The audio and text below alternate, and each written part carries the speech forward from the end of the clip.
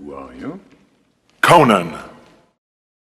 Welcome, Conan fans. Today we'll be reviewing and rating Heroic Titans, Conan the Barbarian, issue number 32. Conan is in the city of Karaja, holed up in an inn, being ministered to and recovering from his wounds from his battle with the Son of the Tooth. And the efforts are being led by a woman named Imida.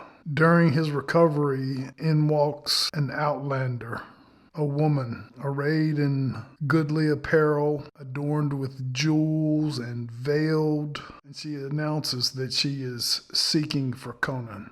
The title of this tale is called A Sacred Task, Jim Zub and Doug Braithwaite. She tells Conan that she needs a bodyguard, that she needs protection to travel the eastern desert to her village. Conan accepts. They leave that night. They ride through the night, and as they're walking their horses the next day, Roya asks Conan what he sees. Is it bandits? Conan says bandits would be preferable. It is hyenas. Roya's mount rears, throws her, and the mount is lost to the attacking hyenas. But before they can get to Roya, Conan is upon them. The hyenas are outmatched, and the survivors flee. As Roya was thrown from her horse, Conan takes her by the hand and helps her up. He asks if she wants to continue. She says they must, and after giving Roya's steed a merciful death, they continue to travel. Conan is impressed by the way that Roya travels. She rides well. She keeps up in the blaring sun with very little food. They come to a plateau overlooking a graveyard of skeletons. Roya says that it is her ancestors, that they fought conflict, endless battles with the snake worshippers, and as they start to travel down the plain through the mist, it becomes unnatural and otherworldly. Conan senses that they are not alone. Suddenly, Roya's words of endless conflict ring out, and the undead rise from the grave and grab her. Conan swears an oath, and as he's swearing, his steel arcs down and disposes of the undead that grabbed Roya. The fight ensues, and Roya is on the ground calling to Conan. He swears more oaths, and he is ensnared in a storm of battle.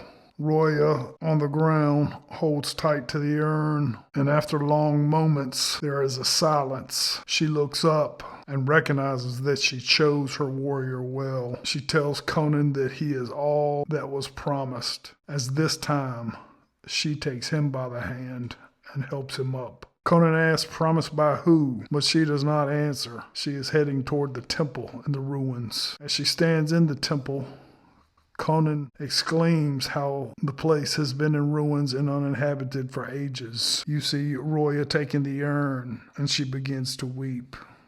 Now the veil comes off, the tears flowing down her face. Roya exclaims that she rejoins her people thanks to Conan's bravery. She says in turn, when Conan's battles are over, it is she that will lead him to his final resting place. A grand reward indeed for a warrior who ever wanders. Jeff Shank's essay, as this is a ghost story, he mostly summarizes how Robert E. Howard incorporated ghosts into many of his stories. I personally noted how he talks about Howard's ghost stories being intimate and personal, and how they were often tales of devotion. Cover gallery, the back. This is a good tale. This is a good one-shot. I think eventually the reader at times could feel manipulated, that they have to buy so many issues to get the full story. That is why I appreciate a one-shot.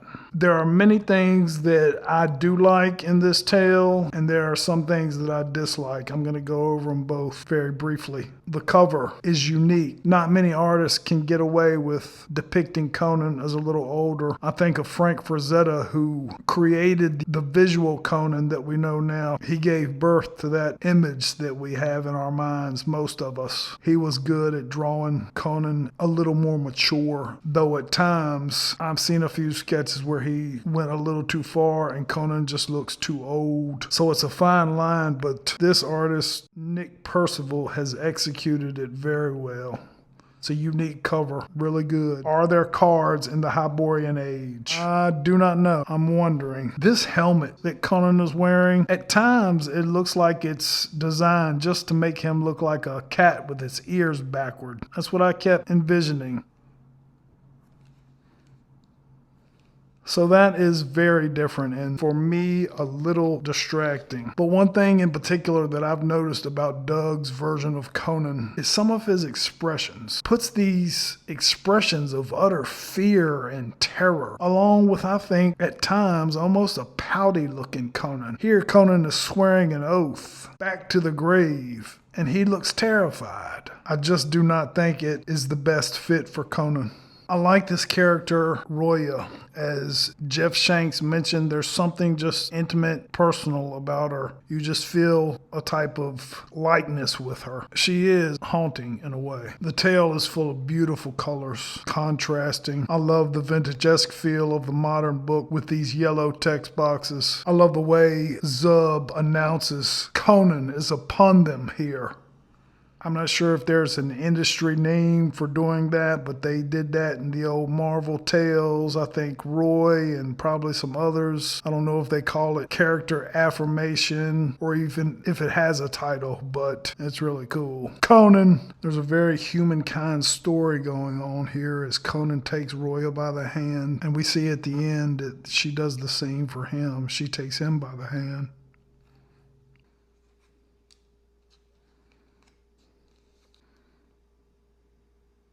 You wonder more about her, and of course, you wonder what's next for Conan. Rating from a collection that has been curated over 45 years. I'm going to go 8-9 on this book. Nice job, guys. Buy a copy, check it out, read it. Let me know what you think. Thank you, Conan fans, for watching. Stay tuned for the next one. Who are you? Conan